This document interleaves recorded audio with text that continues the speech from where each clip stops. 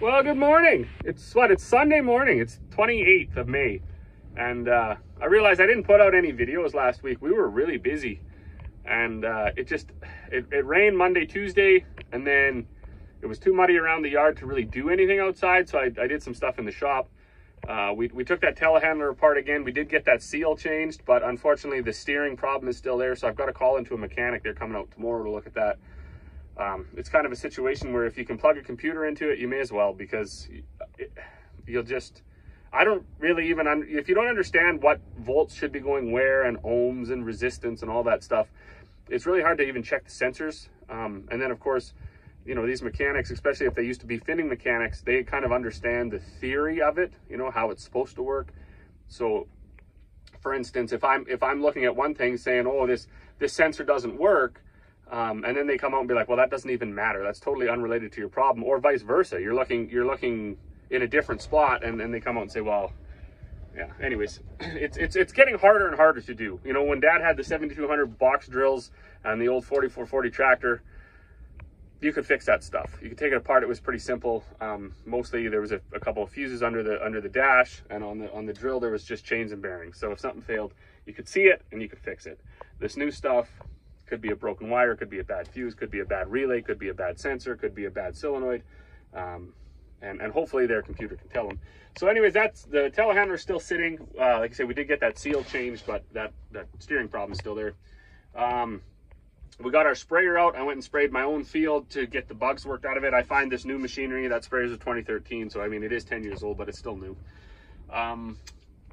Flow meters and all this electronic stuff and sensors and volume and pressures and everything, how it all registers together. I really do find, similar to this cart and stuff like that, you pretty much have to take it out of the shed and make a few rounds before it works the bugs out. I don't know if the sensors get dust on them or dirt in them, or you know, maybe that sprayer gets gummed up or whatever.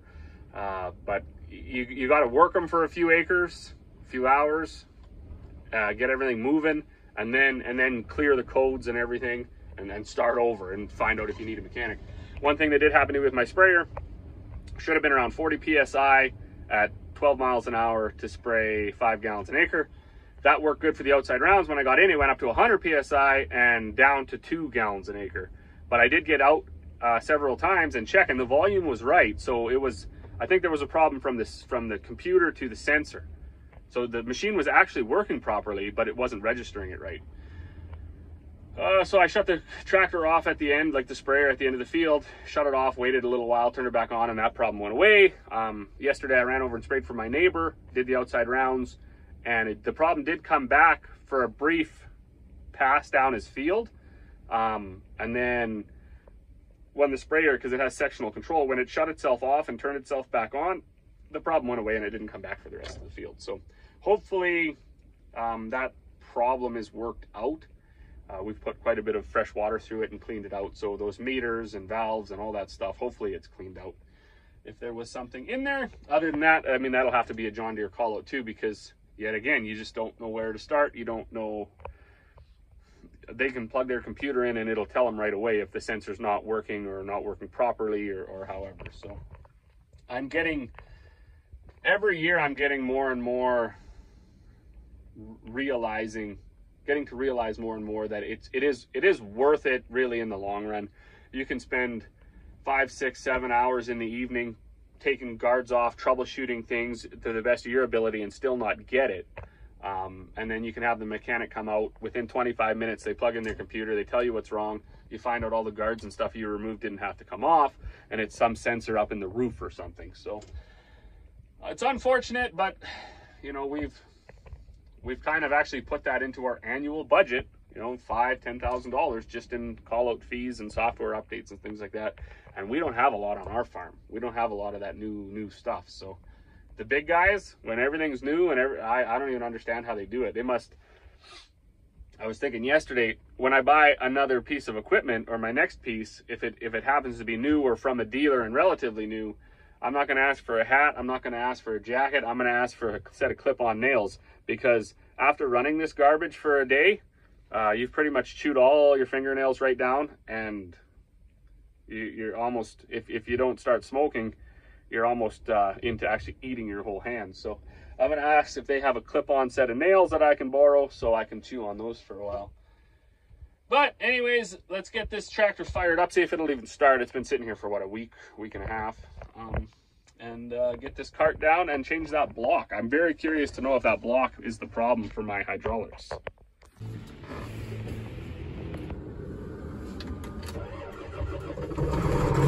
Ooh. Fired right up.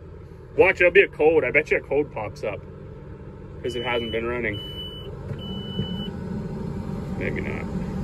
Be nice if it didn't. I see the hydraulics are nice and cool. See how long it takes for them to heat up. Now, if I can remember what buttons were for what. Oh, that went up. That's obviously for the openers.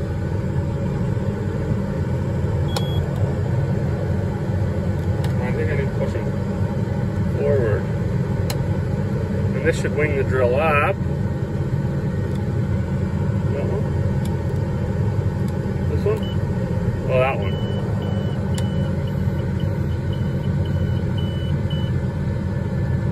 Oh, my battery must be dead on the cart.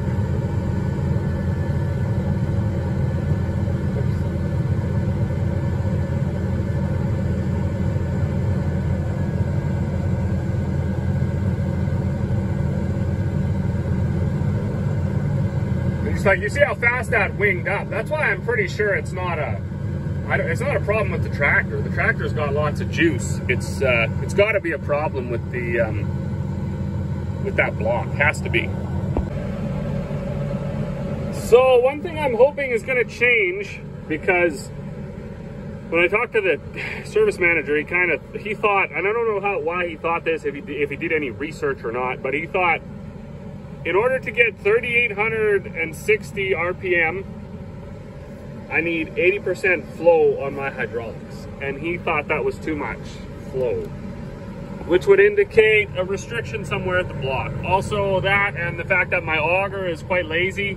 You know, when I fire up my auger, even with 100% flow here, I can't fill it with barley even. So, and that auger, I think it's a 10-inch, being so short and hydraulically plowered, it should be able to load barley fairly rapidly, I would think. And if I filled it with peas or wheat, it would actually stall right out. So I'm assuming the fluid isn't getting there or isn't getting away fast enough, one of the two. So I got it running here. I just want to see where this stabilizes. It looks like it's going to stable around 3,900, whatever. So we'll just call it 3,900, 80%. When I change that block, I'm hoping to see 3,900 at whatever, quite a bit less than 80. If I don't see that, well, I guess it won't mean that's not the problem. I'll just have to figure out a way to run that auger. Maybe I'll grab a load of barley or something and try to auger it through there and see if it works. Because we may as well fix the stuff now as opposed to next spring when we're behind the 8-ball and it's muddy around the yard and we want to get going. So this is the block that I'm talking about. It allows you to go from fan over to auger, or else calibrate your drill. So it has 2 big lines coming from the tractor running into it, 2 big lines coming out for the fan, 2 smaller lines coming out for the auger. But then the tricky thing on the back is there's these lines to go and run your variable rate meters, which is the reason I didn't take it apart during seeding. So I know it's failed to some degree because it was leaking externally. I'm hoping that means it's also failed internally and there's a port or something plugged and it's not letting the fluid by quick enough to, certainly to run the auger, and maybe not even enough to run the fan properly. Like I say, I didn't want to take it apart in seeding in case I wrecked it, because then I would be hooped. On our old tank, we could have just hooked these lines right up to the fan and it wouldn't have mattered because our meters were chain driven. So they were, they were ground driven. This one is not, that's not the case. So I'm gonna find some coveralls and get cracking.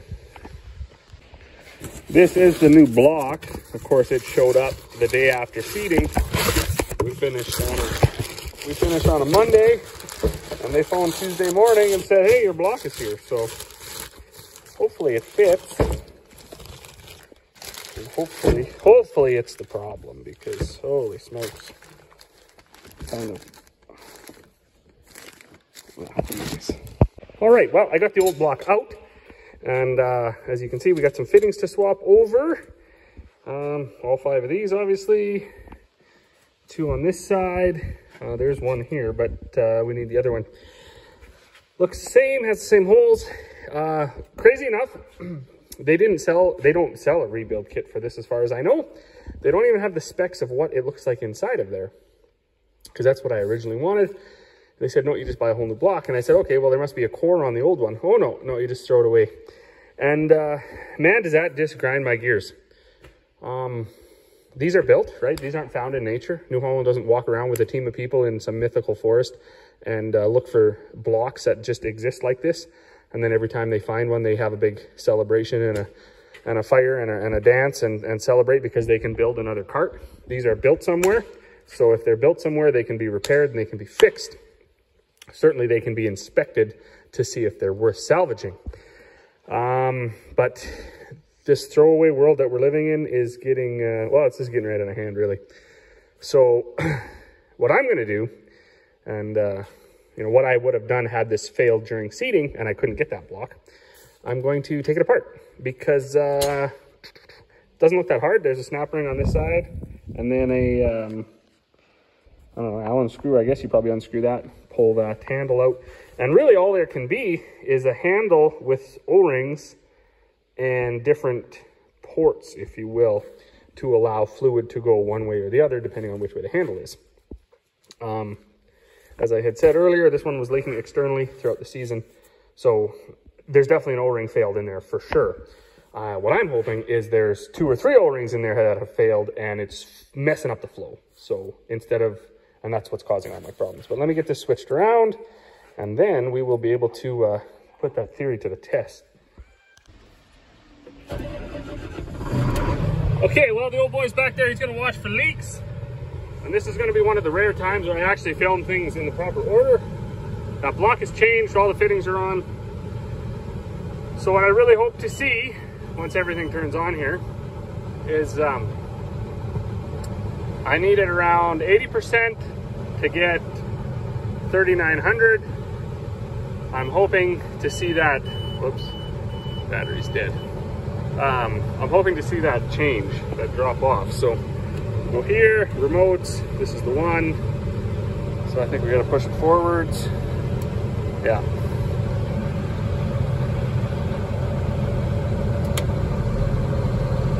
There we go, the fan's turning on.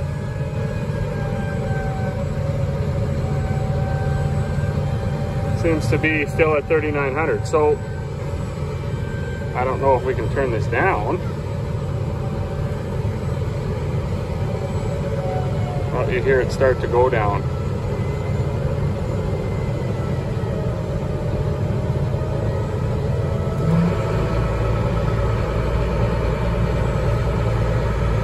That does not seem to be the problem. Although I guarantee that block won't leak because, well, I shouldn't say I guarantee. It won't leak like the other one did. So part of it's fixed.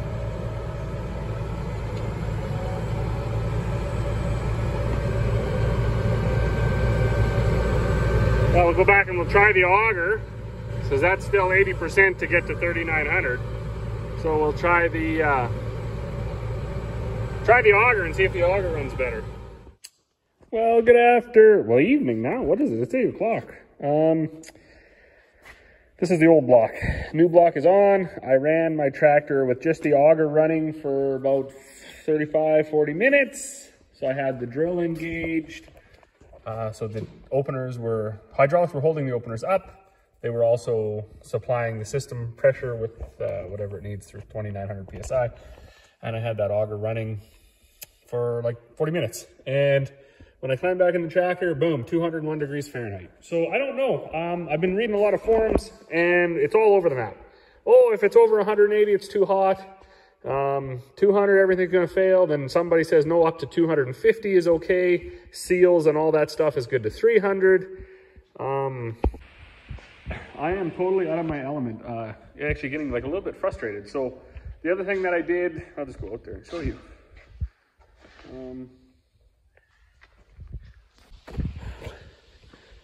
So the main issue right now is the weak auger. So you've loaded up with wheat and it'll actually stall. So something is restricting either flow to it or away from it. I was looking here, there is this other little selector valve. Of course, that doesn't leak, so you would think if it's not leaking, it hasn't failed yet. Now, last year, we did rebuild the motor up top and put new seals in it. And I don't know, maybe we got something too tight or too wrong, or I don't know. But like, is that even possible? It runs. And I would think if you built it wrong, it would just leak right away or it wouldn't run at all. I do got a couple more drips here, so I do need another shaft seal for that. And the drips on the cart. Then you go, so everyone's like, oh, you need to run 1-inch lines. Well, these are only 1/2-inch lines running to the auger. I put this new block on, so I'll get back to that inside there. So this one doesn't leak, at least not yet anyways. I checked all the lines. That was all good. So there's 1-inch lines that feed it. Then there's 3/4-inch lines that go up to the fan. Then there's 1/2-inch lines that go over to the auger. Then there's this tiny line that goes to lift the manifold. And then there's a couple in behind there that go over to those variable rate rollers or motors that drive the rollers. I can't see anything wrong there. So I thought, well, I've been doing a bit of reading, and I would say, oh, these quick couplers can fail, those 3/4-inch quick couplers. So I actually took those off, and I put just straight couplers in there, and I hooked the hoses direct, and I ran for another half an hour, and it still heated up to 200. I can't get my mind around an internal failure of a hydraulic hose. I mean, anything's possible, right? But to me, if this thing failed inside and was restricting flow either from the pressure side or the return side at 3,000 PSI, I would assume it would just blow up, or it would swell or bulge or something. So I guess that's the next thing. What Dad and I were going to do was find a fitting to go from, what is this, 1-inch JIC to 1-inch JIC, and just hook the hoses together right here and then run the tractor. So it's not going through this block. It's basically not going to the cart at all. And if we run it for an hour or whatever, say half an hour, 45 minutes, and it still heats up, then that should tell us that there's restriction right in the hose. I've also been looking online. We did have a flow meter here somewhere. The neighbor dropped one off a long time ago, years ago. We still had our John Deere 4-wheel drive, actually. So I don't know if he came and picked that up again. Since then he's at an auction sale, so I can't even phone him and see if he still got it. Because I could then tie a flow meter into there and find out what flow's coming, what flow's going. This though is frustrating. I really had high hopes for that block, and that didn't get her. Of course, this telehandler is still sitting here in various stages of not operating because the back tires are slightly turned, and they won't turn at all now. So very hard to drive. Marvin, well, we changed the oil in him, so he's actually all ready to roll. And anyways, so back to that block. As I had said, during seeding, I didn't want to take it apart because the New Holland people were like, oh, we don't have a schematic for what's inside that block, and it sounded like it was some wizardry in there. So that new block came the day after we finished seeding, and this was the old one. I took it apart, and just as I suspected, bam, 2 O-rings. So it was leaking externally out of the shaft. Assuming all it needed was a new O-ring. And I don't even think that they are special O-rings. I think they're just regular old O-rings. So there was this spring-loaded ball that gave me a little bit of a hiccup. That actually rides in these are your 3 positions. So like auger, manifold calibration, fan, and this ball clicks in and out of there, click, click, click as you turn it, so you have that defined spot to stop at. And then other than that, I mean, I know that fluid, and especially fluid under pressure, can certainly cut steel and wear it out, but I see absolutely no channeling or worn out spots on the block or anything like that. So I have a feeling this is just a massive oversight on Case New Holland, FlexiCoil, all the people that use this style block, because I mean, there's no way that they should just say, oh, you got to buy a new block because it's leaking externally out of where the handle goes in. I mean, they could sell you a kit for 80 bucks, just 2 O-rings and 2 plastic retainers, but I guess they're not going to do that. So anyways, I'm going to put this back together. I don't know what happened here. That's probably me. I'm going to put this back together, stick it on the shelf. It'll have new seals in it, so when that one out there fails, I might take this out and see what's in here too, because I'm curious. I'll take these all out and see what's behind them.